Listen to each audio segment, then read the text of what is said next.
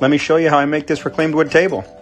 First, we start off with some beautiful old reclaimed wood that's about as straight as the Mississippi River, so we got to cut it down and get it ready to get sized and shaped and nice and flat. We run it through the bandsaw to get it more or less down to the size that I want to use. Here they are all lined up in their rough dimensions. Then we'll run them over the jointer to get two sides flat, so I've got a nice 90-degree angle to work off of.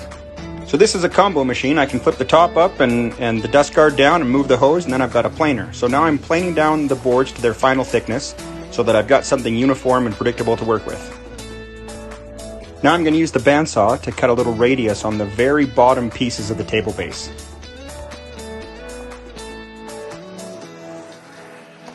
And I'll give them a quick sand with the Mirka sander so that they're nice and smooth.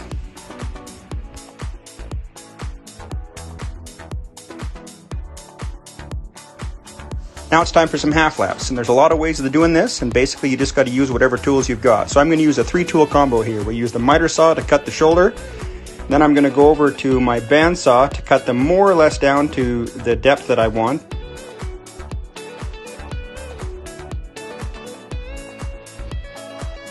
And then I'm going to use my big Makita router with a fluted Freud bit to get the last little bit off and have a really nice uniform face on my joints.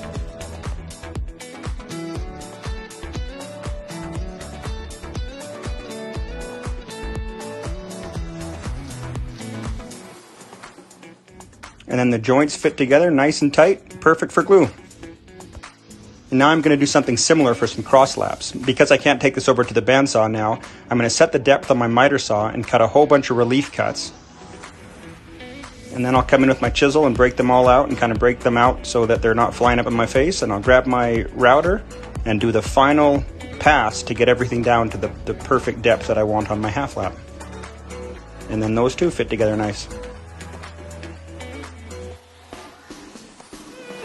And now I've got some big X crosses that I need to do, some big cross laps. So very similar to how I did the last ones, I'm going to come over to the miter saw and cut a whole bunch of relief cuts.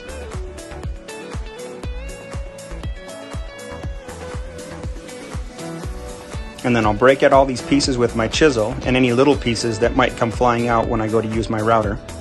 And then again I'll use this straight fluted bit from Freud to get the depth of the cut just right. And then we'll do a quick test fit to make sure everything's fitting just right.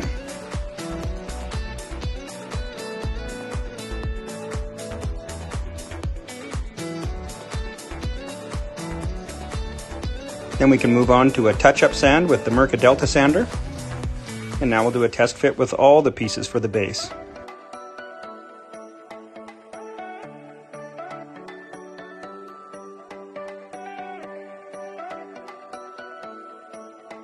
Now we'll leave the base for a bit and it's time to move on to the tabletop. So back to the jointer planer, and we're going to spend a little bit of time getting all the boards nice and flat and straight so the glue up works well.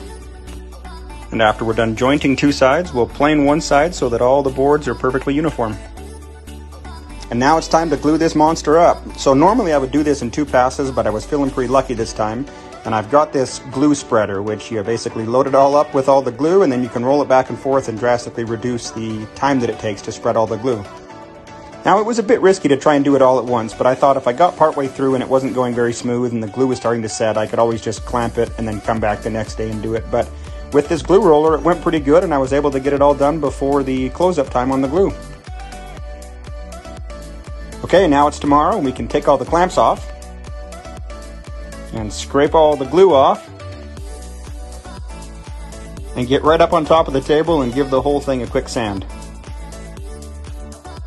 Now to fill some of the big knots and cracks and holes, I use this special hot compound, and you just basically fill it all up and press it down and then trim it off with a sharp edge. Now here I'm adding in my wooden logo that I get from Slab Stitcher.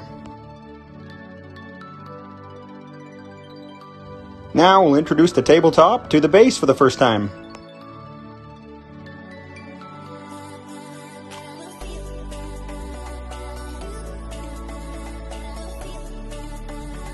Now with tabletops, I always make them bigger than they need to be, and so once it's on the table, I'm using my track saw here just to trim down all the edges and the sides, making sure it's perfectly square and to the final dimension.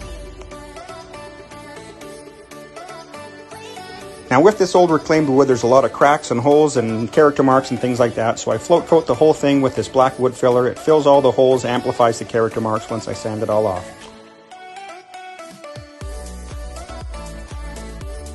And now I go over the whole table and find those boards that have cracks in them that I need to stabilize. And I use this slab stitcher kit, which is a super handy, really fast kit that allows you to cut really precise bow ties. And you get the bow ties in the kits as well. And they fit together super precise. And then you've got these bow ties that stabilize the cracks and they look amazing.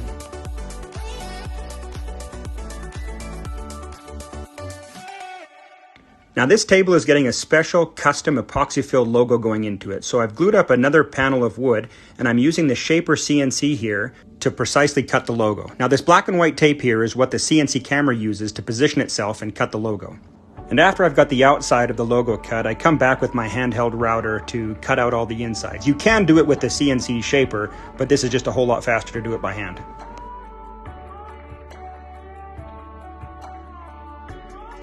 And then I filled the whole thing with black epoxy, and now I'm running it through my dual drum sander to get it down to the final thickness. And now I'll pull over the Mirka sander and give it a quick sand. And then I'll finish cutting out the circle with the jigsaw and use a flush trim bit in my handheld router to get it all nice and smooth. And then I'll do a quick test fit into the hole that I cut in the tabletop. Now I'll lift this monster up onto some sawhorses so that I don't have to be down on my knees the whole time when I go to stain it. And I'm using Osmo 3143 color on this thing.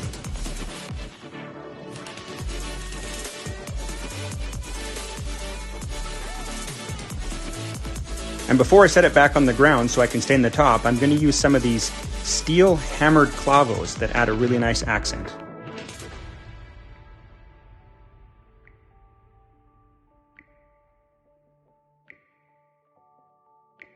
And now it's time to put the same color stain on the top. And as my final coat, I use a hard oil wax from Odie's Oil. You rub it on, leave it about an hour, buff it all off. It gives you a really nice, durable matte finish. And that is how you build a big custom reclaimed wood table.